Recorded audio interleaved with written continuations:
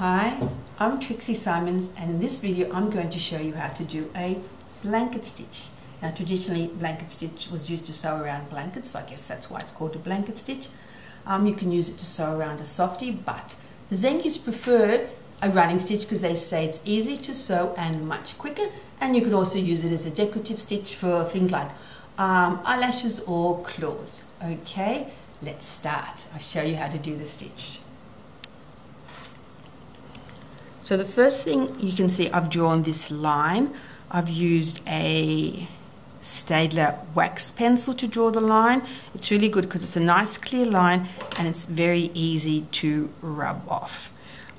Also today I'm using, you can use any thread you like, but I'm using this Orifil thread.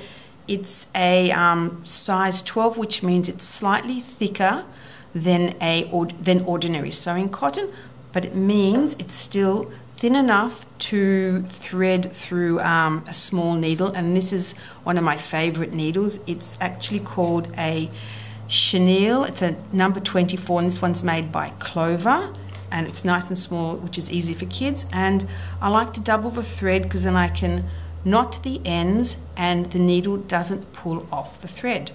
Okay, let's begin. So I have my 2 layers of felt. I'm going to push the needle through to the front between the 2 layers of felt so that I can hide this little knot. Okay, and for my first stitch I'm just going to take the thread to the back, and I'm going to, or at least taking my needle to the back, and I'm going to come out in more or less the same place where I started my sewing. And you've got this nice stitch here, and I need my thread up here. So what I'm going to do is I'm just putting my needle under the thread, taking it to the top and pulling it, and this is my anchor stitch.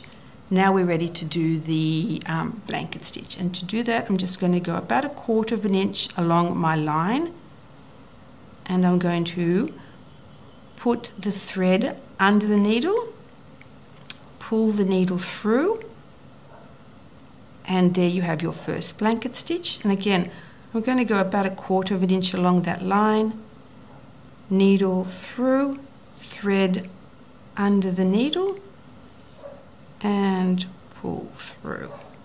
Okay, and again, about 1/4 of an inch along, needle through, thread under the needle, and pull. Okay, do another one. About 1/4 of an inch, needle through, thread under, and there you go. If you look, that's the front of the blanket stitch, and it looks the same on the back, and you just have this line here at the top. I'll just do one more stitch, 1/4 of an inch along, thread under the needle, and there we go. Now there are lots of different ways to end your blanket stitch, and I'm just going to show you one way. I'm going to turn my work over to the back, and I'm going to put my needle once again under the thread, take it to the bottom, and now to do my knot I'm going to do the same thing again. I'm going to just put my needle under the thread, and you'll see you have this loop, and now you're going to put the needle this way or anywhere through the loop and very slowly pull, and you get a nice knot. Now you've got to cut your thread, so you have this tail, so you can cut it off here if you want, but you'll have this tail hanging, or because you have 2 layers of felt you could hide the tail between the 2 layers. And to do that you just have to put the needle through the felt. Make sure that you don't, oops, see I've gone to the front, so that's no good. I'm going to try again.